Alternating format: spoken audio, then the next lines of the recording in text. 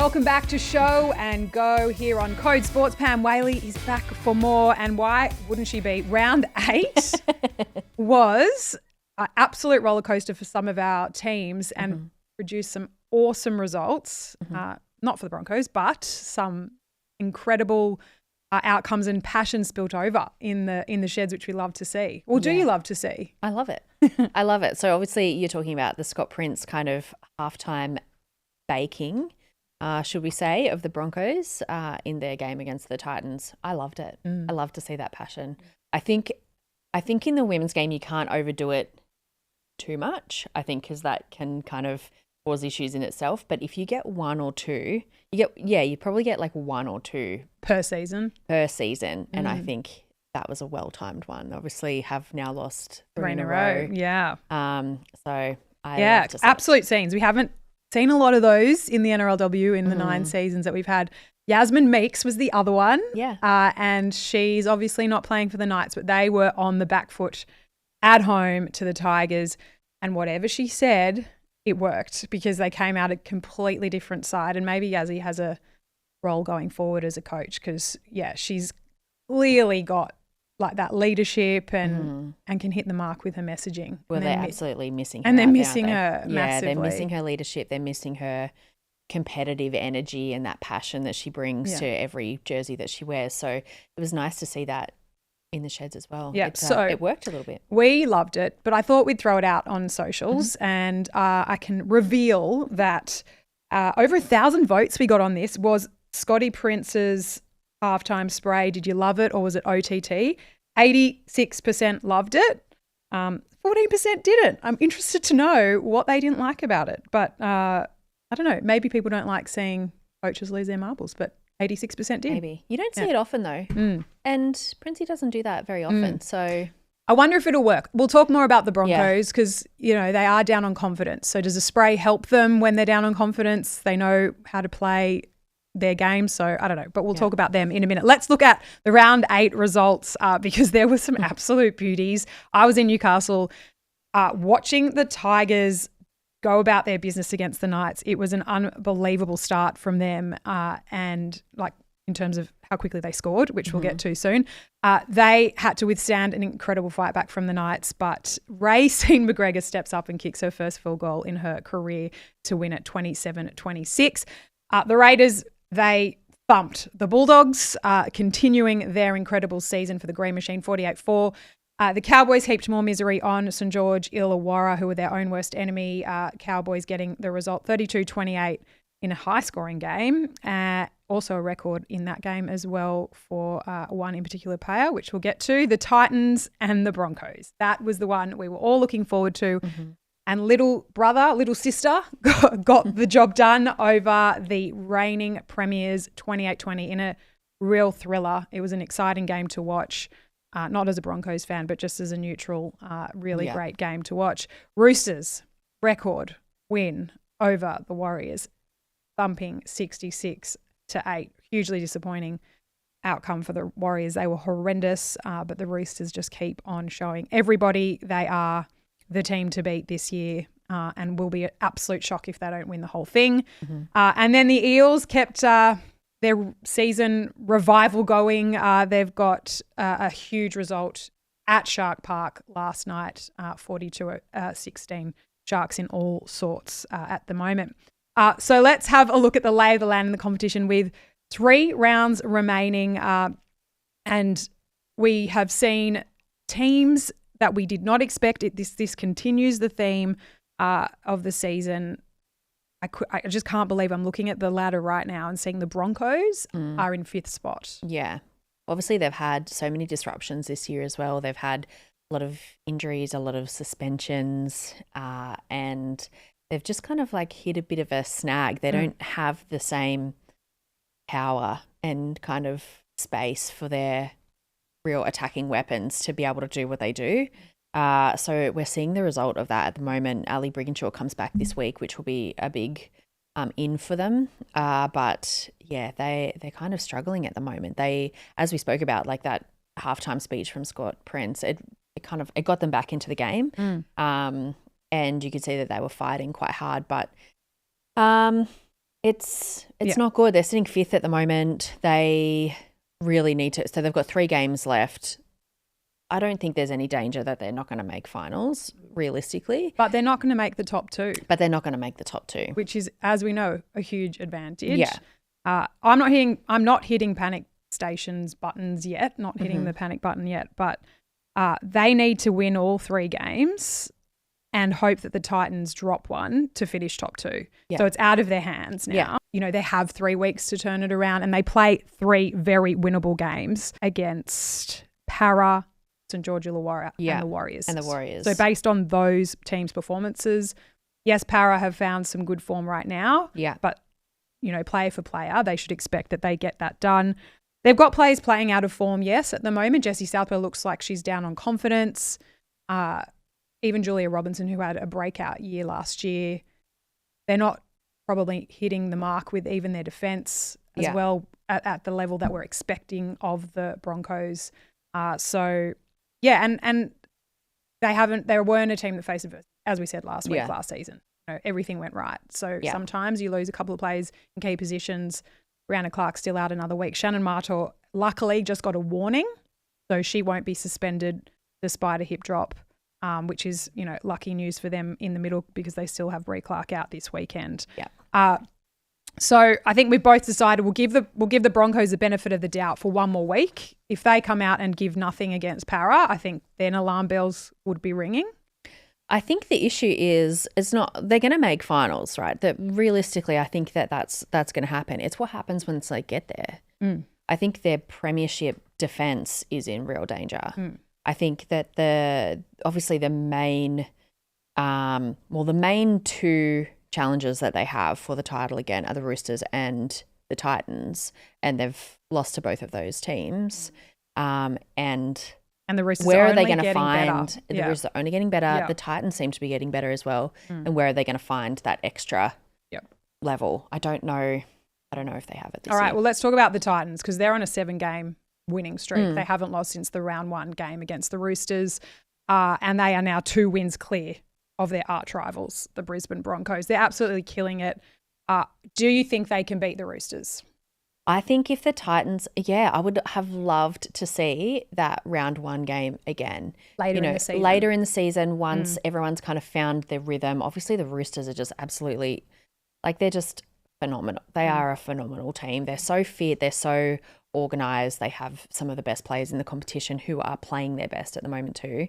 But the Titans they've just got something special about them. They just they're playing for each other. They look like they're having so much fun. They've got so much energy. And I think that win over Brisbane will give them a lot of confidence. So much confidence. Because there's this element of Brisbane and Roosters are full of star-studded players, right? So there's this element of Titans have some of those, but they also have a lot of young girls in the team who are stepping up and playing with beyond their years almost. So you can imagine it as the stakes get higher, those games against the intimidating rep players can kind of get to you. Yeah. So that I think if they meet when they meet the Roosters in finals, I don't think they will meet. If they finish 1 and 2. They're not going to play. They can't play each other until the grand final. So, which would be really interesting. Yeah. I don't know that they can beat the Roosters. I'm not convinced yet. I know that Broncos are down on confidence. They beat them without a couple of key players. It would be a cracking grand final.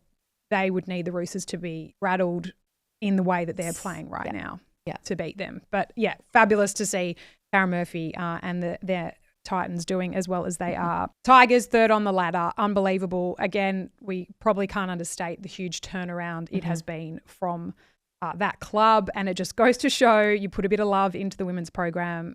You can turn it around very, very quickly. Well, we saw one of the things we were talking about passion earlier. We saw the video that the Tigers put out of Coach Craig Sandercock giving them a pre-game speech.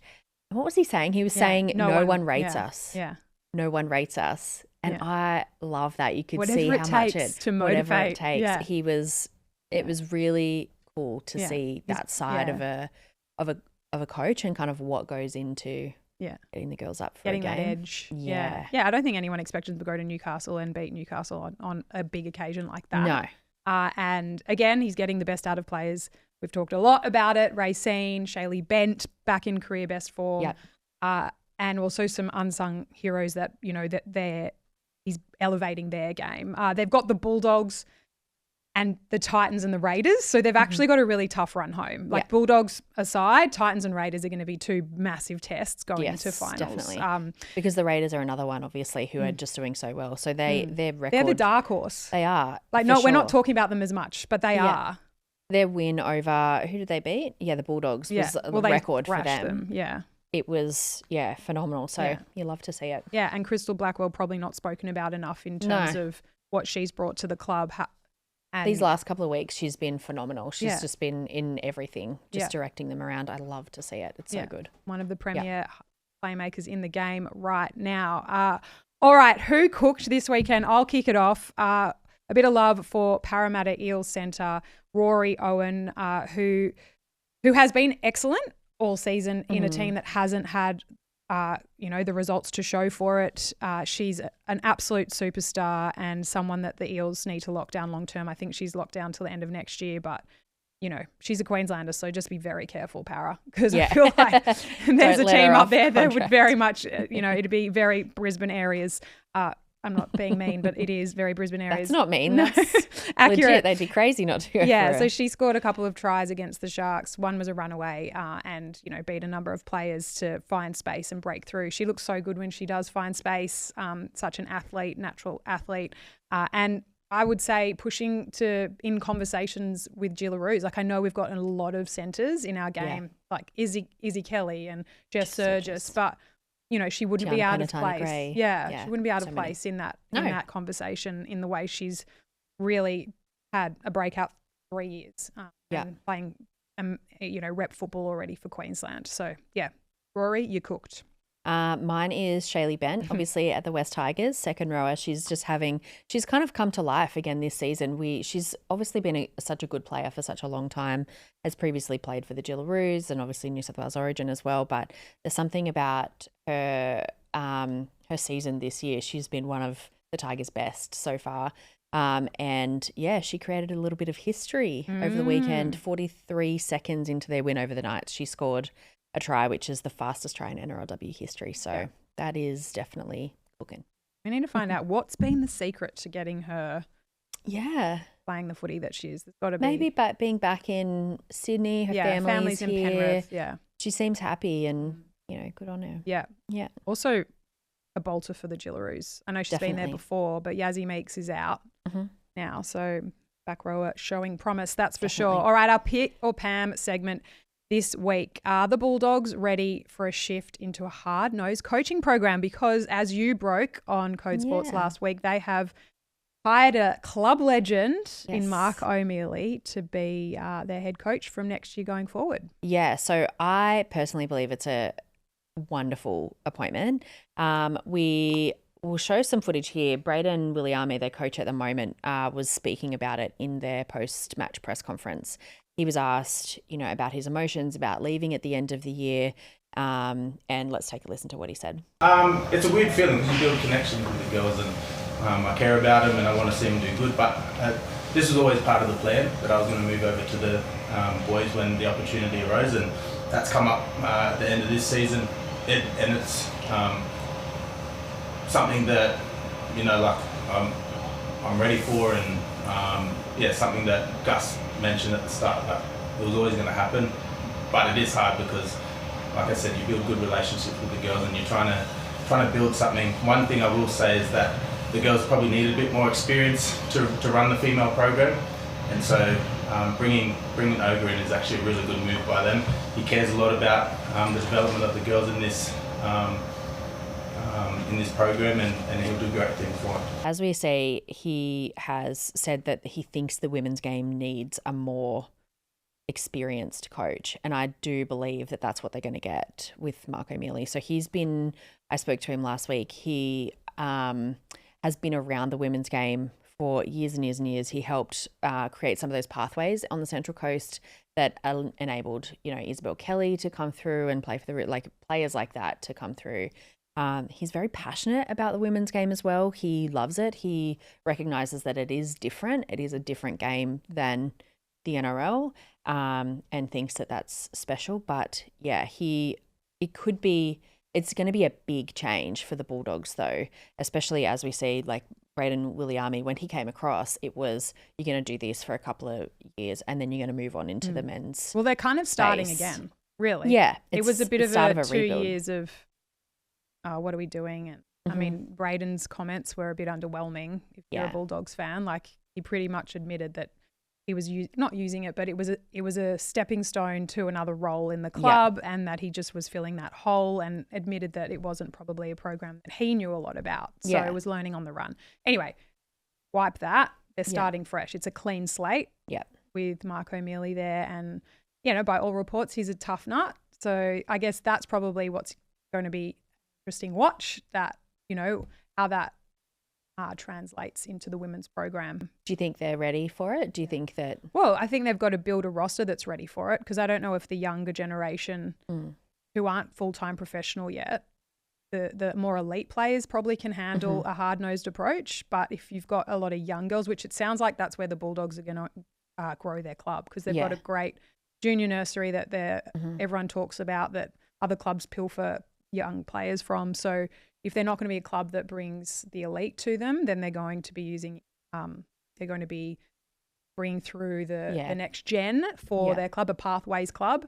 Then got to maybe learn the subtleties of coaching the women's program, which I think is different. Like, you can't be offended by that. Like, we've seen hard-nosed coaches come into the NRLW space and not survive. And I don't know.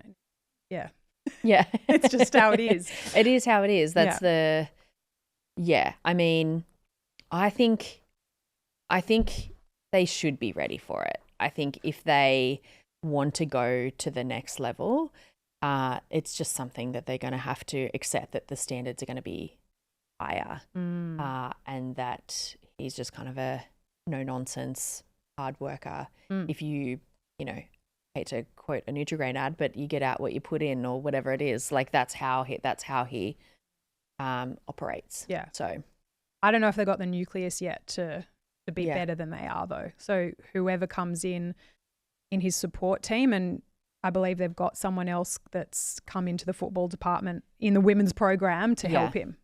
So that's where they're starting. I do believe this is a fresh start for the Bulldogs, and that they've recognised they need to make some changes.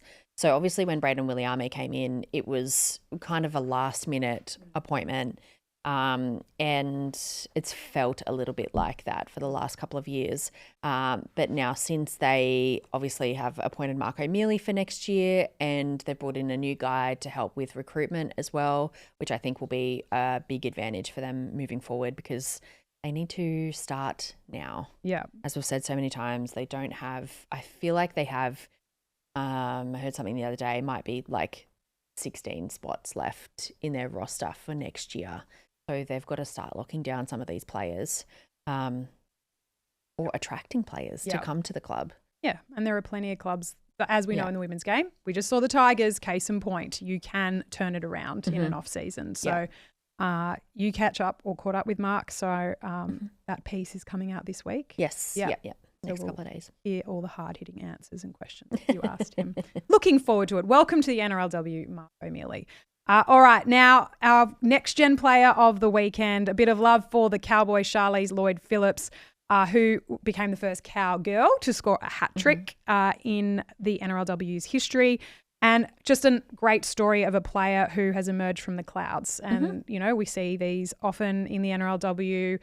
Moved to Townsville this year to build a career in the Defence Force, has wanted to play footy but sort of wasn't sure whether it would happen. And makes her debut this season in the back line for the Cowgirls and Cowboys, and is making a go of it. 23 years old, and good for her. Just great to see, and great to see the Cowboys get a really good win.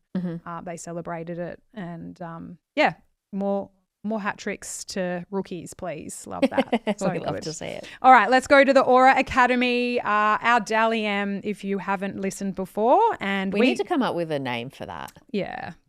The Aura Academy. Yeah, we'll get our own Dally M medal or something. We do. And yeah, just it's a bit different to the Dally M's. We only choose a 3-2-1 from the whole round. So not completely thorough. But at the moment, there is a out and out standout in the NRLW. So you can't add us about this. At the end of the day, Taryn Aiken gets if you want points. to. Yeah. No, you can debate, but I don't care. Give us your points. What do you think? Yeah, because she's definitely the best. Than she deserves 3 every week at the moment, so she gets my 3. Added another 5 try assists. Amazing. Crystal Blackwell for her hat trick and for being an unsung hero. Probably haven't talked about her enough this season. She gets 2 votes from me. And Titan Tegan Levi, because just an absolute weapon, and for her try scoring skills, scored 2, but one of them with her step was, worthy of a point. I just could watch it on replay a number of times. I know. Yep. Yeah, so obviously I've gone Taryn Aiken 3 points as well. So because we just can't go past her at the moment. We did some quick maths this morning. So she has 18 try assists for this year so far, which she's played 6 games. If you would to put that in the NRL list of try assists for the year, she would sit at number 9. In 25 rounds. In of, 20, yeah. In 25 rounds of those so 8 She's players in the are top ahead 10. of her who have played 23, 21, 22 games or whatever. She's 9th after. Yeah, but do you know what impresses me is that we know that they're star-studded, right? Like, she's got the pack that gets her in position, sure. But it's when she's in good ball. Yeah. Like, not many halves come up with the variety of play options that she has, like the confidence that she's playing with. I just feel like Taryn was always a great player and had all the potential, but maybe was like playing not within herself, but has just taken it to another level at the Roosters. She has. Right? Like she always had the skills and the club has just unlocked that. John Strange has unlocked that, and just her vision and the way she can pull off like the kick for Jess Surges, or the cutout pass, or take the line on as hard as possible to draw the markers and draw the players out of the line so that she can set up her outside. Anyway, I just love watching her. Has she surpassed Tamika Upton as the best player in the game at the moment? At the moment. Yeah. I don't think there's any arguing that at the moment. Even though she's the best player in the game. She's missed 2 games. Yeah. But you could easily see her running over Tamika in the race to the Dally M based on the way the Broncos have played the last 3 games. And she's having the biggest impact on this competition. Phenomenal at the moment. Yeah. So she's your 3. She's my 3. Yep. Racine McGregor 2 for obviously kicking that field goal for the Tigers to beat the Knights up there in Newcastle, which was a very special win for the Tigers, obviously. And Crystal Blackwell, she, as we just said before, is having a great season. The last couple of weeks has just been on fire, so she gets 1. Yeah. So I don't think that's any secret. Taryn Aiken is topping that list there. Sorry, forwards, you do get absolutely no love this week. I'm sure you did all the grunt work for these backline superstars, but Taryn Aiken has roared even further ahead to the top of our Aura Academy. She's on 18 votes. Ray McGregor is on 9, clear of Tamika Upton and Jessie Southwell now, who are on 6, and Jess Surges, who is on 5 votes. And Jess could have got a point as well. She's just, beyond. Crystal Blackwell's equal with her on 5 too. So. Oh, yep. Sorry. This is because you do double-sided The double-sided. Notes, I'm so sorry. You're killing me. All right. Time to get to mailbag. We had a real good debate with our mailbag last week. Yeah. What was it about? Our grand final day. Yeah. Anyway, remember, I won that, didn't I? I don't know. Sure. Okay. Hello, Lara and Pam. You spoke last week about Nathan Cross's job as Queensland Origin coach, but what about John Strange? Don't you think it's unfair that he gets an unofficial preseason with so many of his Roosters players who are picked in the New South Wales squad, and we're seeing now how untouchable they are? It looks to me like the Roosters get an unfair advantage. Love the pod, Craig. This is interesting because you wouldn't be the only person who you've heard this sentiment as well. We hear this all the time, that people think it's unfair. Well, it's funny because it hasn't helped Nathan Cross, right? I think Nathan Cross, we talked about it last week, he has a decision to make. I just get this gut feeling that he won't be Queensland Origin coach. He has to make a decision. He either coaches the Dragons, given where they're on the ladder, or he takes that Queensland job. Yeah, I think that's what's next for him is one or the other. But John Strange, yes, he can do it because a lot of his players play in the Blues setup and they're a very successful team. And it sounds like Craig has an issue with that because they get a longer pre-season. Yeah, or they get a more intense pre-season, I guess. So because the New South Wales Origin and Queensland now this year as well, so they get, I think it might be 6 weeks of a pretty hard pre-season before they go into Origin. So they're playing matches every Saturday. They're doing So what are they doing? They're doing it's basically just an extra pre-season, a 6-week block before the other clubs technically are allowed to start full on training. Right. So when you look at that and you look at the Roosters team on the weekend, how many players? I think there's counted it, but 10 or so. How many did he have? Well, there'd be probably more than that because he has a squad of 30 in that, doesn't he? Yeah. And then he trims it. Yeah. So it's like an open squad that then he chooses from. Yeah. So, he'd have a lot of players. It is an issue in terms of if you're going to allow – it's just around where Origin is at the moment. It's because it's before the season. Yes. And for New South Wales, he's their best option as coach at the moment because obviously – they won last series. It was a whitewash this series. Why would they let him go? Why would New South Wales care about the impact on the NRLW competition or what's happening at the Roosters when he's obviously winning Origin series? No, New South Wales Rugby League couldn't care less. That's not their Why role would to they? care. No, totally. But I think the other teams are at a disadvantage but that's also on them because of the roster that they've built at the Roosters happens to be filled with Origin players. So I think the solution can only be that you extend the preseason for everyone. Yeah. That's a CBA thing. Yeah. They need to allow players to come in. If you want it to be fair, the only way you can do it is give all the teams a longer preseason, 12 weeks instead of 6. That's more pay. Yeah, that's a lot of time though, right? The competition's 11 rounds and you're going to give them more pre-season than I think the pre-season is 7 weeks or something at the moment. Yeah. So move it to 10. I don't know. Then, I don't think it takes away from the real kind of issue here. Reading between the lines, it's more that it's a different environment, an elite Origin camp. Yes. Versus a pre-season at club level. Yeah, an NRLW pre-season. Yeah, exactly. When you're training with juniors, development players, whoever it might be, not necessarily the very best in the competition. Craig, definally see a point. We hear ya. I think it's just where the women's game is at the moment. And as we said, it's just where it's around where Origin is. We need to move Origin and that, again, who knows? We don't have answers on that yet. As frustrating as it is, everyone agrees. I don't see John Strange giving up the Roosters gig, and I don't see him giving up the New South Wales gig. No. So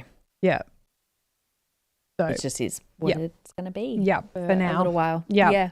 All right, let's get to the round 9 Raider. Holy moly! 3 weeks to go before finals, and the match of the round. Pick it for me, Pam. I think it's Titans Raiders. Titans Raiders. Yeah, I think obviously the Titans have been cruising along. They've been so good.